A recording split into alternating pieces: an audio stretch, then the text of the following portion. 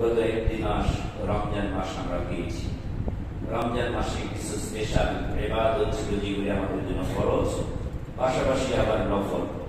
দুটি ইবাদতই ছিল, ফরজও ছিল, নফলও ছিল।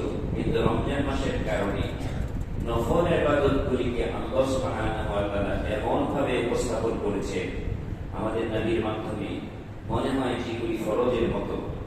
যেমন আমরা ফরজ সালাত এর পাশাপাশি সিয়াম ফরজ ছিল রমজান মাসে।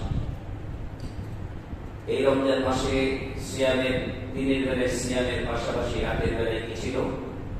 কিয়াম ছিল। রাতের বেলায় কিয়াম শেষ হতে হতে শেষ দশকে আল্লাহ সুবহানাহু ওয়া তাআলা লাইলাতুল কদরের মধ্যে কিরাতও দিয়েছে। আবার এই রমজান মাসে আমরা অনেকে যাকাত দিয়েছি এবং আমরা ফিতরার মতো একটি সার্বজনীন দান আমাদের উপর ফরজ ছিল।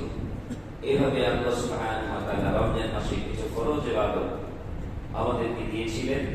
এটা যেন কন্টিনিউ আমরা ধরে রাখতে পারি, এই জন্য আজকের আলোচনা বিষয় হচ্ছে যে এই যে শাওয়াল মাস আসছে, রমজান মাসের ইবাদতগুলি, যে ইবাদতগুলির মাধ্যমে আল্লাহ সুবহানাহু ওয়া তাআলা আমাদের গুনাহ মাফের অপশন দিয়েছিলেন, গুনাহ মাফ করার সুযোগ